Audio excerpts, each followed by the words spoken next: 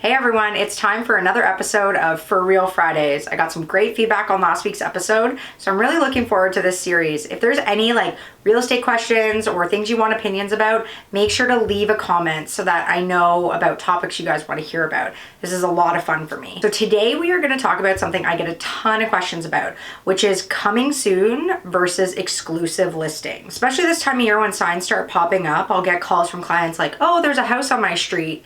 And I'm like, well, it's not actually listed yet, so is it exclusive? Does it say coming soon? Who's the agent? So there's a lot of misunderstanding around what the difference between coming soon and exclusive is. So I'm hoping I can clear that up today. Okay, so this is an example of our listing agreement. I have covered it so you can't see my client's information. So basically your difference between coming soon and exclusive is the left bubble and the right bubble. So basically when you see a coming soon sign, it means someone has signed a listing agreement that is future dated. So you could be signing it on March 1st, but it doesn't become active on MLS until March the 10th. So your realtor can do things like social media coming soon posts, they can put it on their website, but it's not available for showings. We do get a lot of inquiries like what's the price going to be and things like that, but really it is not on the market yet. It's just advising the neighborhood, whoever's driving by, it is coming soon. And then the day that you've signed the contract to commence is the day it goes live on MLS. So when you sign an exclusive agreement, it basically means your house is going for sale on the commencement date, but it is not going to realtor.ca or all of the real estate websites that people are looking at. I have some opinions about exclusive listings. I mean, 95% of the time, I don't think that it is the right strategy for a property. A realtor's goal should always be to get you the most amount of money in the least amount of time for your home. There are buyers coming from everywhere now, and they are shopping on these real estate websites.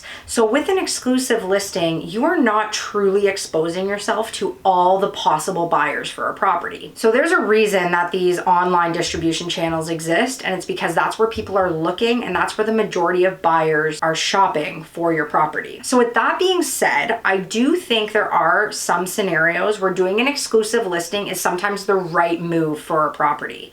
So I'll give you an example of one of my clients last year that had a successful experience with an exclusive listing. So I had a client who had a higher end townhome in an exclusive pocket of about 38 townhomes. The tenant had just moved out. We were painting it, cleaning it, and getting it ready for the market.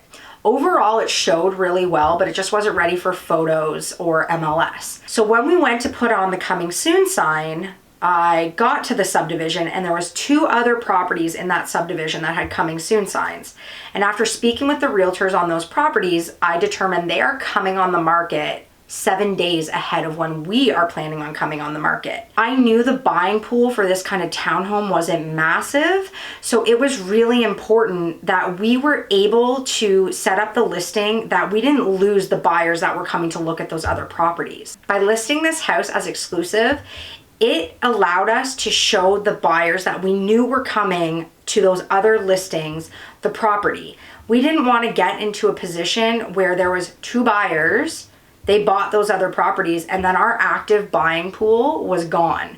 So it made a lot of sense, considering the house was in decent condition, for us to allow other buyers and buyers with their agents through, so that if they were going to buy those other properties, they at least had the opportunity to see our property. So knowing that those other 2 were on MLS, we were fairly confident that we were going to be exposing ourselves to the market for that property because they were going to be coming to look at these other 2 listings. In the end, it worked out for my clients. They did find a successful buyer while we were under exclusive contract.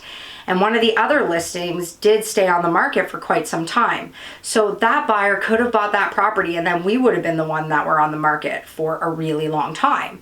So there are some scenarios, and I mean, your realtor can walk you through that. Personally, I just feel like 95% of the time, doing an exclusive listing versus a coming soon is doing a disservice to my clients. That's my personal opinion.